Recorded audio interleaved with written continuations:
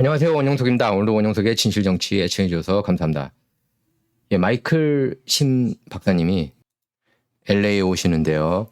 마이클 심 TV를 위한 응원 간담회가 이번 주 토요일, 8월 26일 오후 6시에 있습니다. 자, 다시 한번 마이클 심 TV를 위한 응원 간담회 6시, 이번 주 토요일, 8월 26일 오후 6시에 있습니다. 네, 세리토스에서 열립니다. 많은 참여 부탁드립니다. State. Just a short time ago, Spokane declaring a state of emergency. Hundreds of homes and businesses are now at risk. The entire city of Medical Lake forced to evacuate. Thousands of acres charred with gusty winds fueling the flames. And British Columbia has also declared a state of emergency as Canada experiences a record-breaking wildfire season. Tonight, plumes of smoke and vicious flames scorching parts of Washington state, killing at least one person and forcing thousands to evacuate. Spokane County declaring a state of emergency amid 3 wildfires. The devastation that happened inside some of those areas, I've never seen anything like it in my entire life. The growing grave fire already burning more than 9,500 acres since Friday. This stunning lakefront home now unrecognizable, engulfed in flames. Among the 185 structures destroyed, helicopters scrambling to get it under control. This thick wall of smoke forcing I-90 to close for 20 miles. Medical Lake ordering all city residents to get out now. It's not a great place to be right now. It's not a safe place to be. There's been a lot of devastation in those areas. This summer, one of extreme and dangerous weather. We just got to get through it before it falls. Oh my God. Across the border in Canada, close to 20,000 people Friday evacuating Yellowknife amid a record-breaking fire season. The capital of the Northwest Territories now virtually deserted. More than 1,000 wildfires actively burning across Canada, many out of control. More than 34 million acres burning there this year. That's larger than the state of New York. I can't believe they're not traffic through here. This is why wildfires are so terrifying. In an instant, it shifts, grows, consuming everything and everyone in its wake. Feel the heat. Oh my God. This was Nikki Goyer's view from the passenger seat. At the very end, where the right to the right, that is where we felt the most intense heat. In the car, you could feel a little bit of warmth driving through it, but most of it was just the fear of all the red. The red, the glow, is all that lights up the skies here in West Kelowna in British Columbia, where tens of thousands of people have evacuated or been told to, with unknown numbers of homes and buildings already destroyed. This has been a terrible wildfire season for many parts of Canada. Right now, the country is battling over 1,000 wildfires, many of those classified out of control and headed toward new communities every day. Tenerife residents can do little but watch as the worst blaze in 4 decades threatens the north of the Spanish island. Wildfires began earlier this week in a mountainous national park in the center of the island. The fires have laid waste to more than 5,000 hectares of land within a 50-kilometer radius. No homes have yet been destroyed. Residents are appealing to emergency services to do everything in their power to keep it that way. The fire is near the farm. We have a truck, a van, the farmlands, and all our hens are there, everything. It's a business that was doing well, but the fire could completely ruin us. Please do something about it because the fires are right there. They're worried about the animals they've left behind.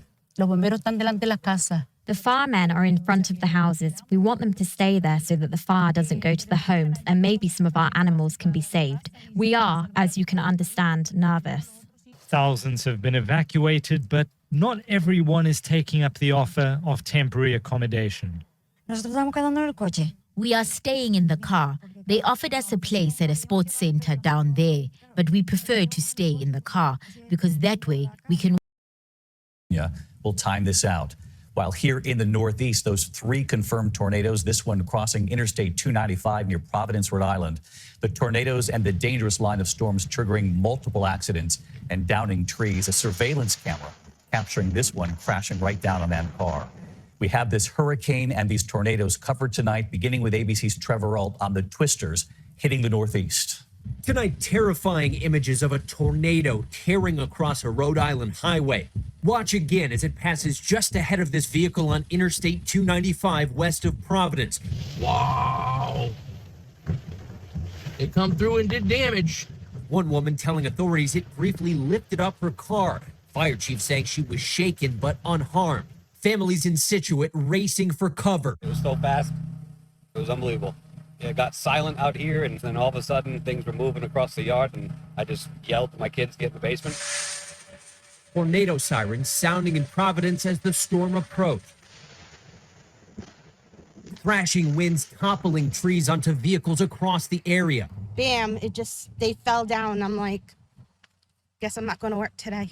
Shingles ripped off roofs, backyards torn up, and power lines ripped down. The extensive cleanup now underway. Luke, 21.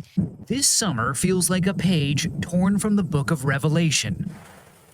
The planet's alarm bells ringing all at once. This summer feels like a page torn from the book of Revelation. The world. A new Russian missile strike killed at least 7 civilians and injured more than 100 others. It happened in the city of Chernihiv. CBS's Deborah Pata was close when the missile struck. She reports from Kyiv tonight.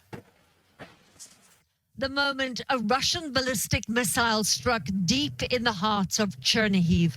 The weekend peace shattered in an instant, and the exact moment our CBS News team was driving towards the city center. This is the very building we were heading for just minutes before we arrived. It was hit by a massive explosion. In the line of fire, the city's landmark theater, a university block, and a central square where families take their children to play, and on this particular day was filled with people on their way to church to mark an Orthodox religious festival. A day of celebration turned into one of horror and loss, and a terrifying end to the summer holidays for passengers returning home from their vacation on this bus. I saw sparks, fire, and we started to fall. The glass shattered, Lilia said. Everyone was screaming. On a nearby sidewalk, emergency workers treated the wounded, but for this young woman, it was too late. Among the dead, a 6-year-old child and over a dozen more children injured. First responders rushing to the scene were shocked. We try to save life. It's bad because many people die very much bleeding. Red Cross worker Andriy Yashchenko told us it took everyone by surprise, as this city has been spared the worst of the war for much of this year. But today, the crunch of glass and the mangled debris strewn across the main square was a brutal reminder that nowhere is safe in Ukraine. The United Nations says it is extremely disturbed by this attack, describing it as heinous. And Adriana, tonight the city has called for 3 days of mourning. To the first ever trilateral summit with the leaders of South Korea and Japan. The president is hoping to build a united front in the Pacific against emerging threats from China and North Korea. An historic backdrop for an unprecedented meeting, the first standalone summit ever between the leaders of the U.S., Japan, and South Korea. The world will be safer as we stand together. President Biden insisted this summit was not about China. And yet the three leaders released a statement today condemning China's, quote, dangerous and aggressive military moves in the South China Sea. They also agreed to a series of measures aimed at countering Chinese economic coercion and North Korean nuclear provocation. Today, the three leaders agreed to hold annual trilateral summits, step up joint military exercises, and establish a three-way hotline to be used in times of crisis. A clear example would be if North Korea conducted a particularly provocative test. Mira Rapp-Hooper is the president's senior director for East Asia. We might use the hotline to pick up the phone and to discuss with one another what steps we would like to take to respond. China had a response to all of this today. Attempts to form various exclusive groups and cliques are unpopular, a Chinese spokesperson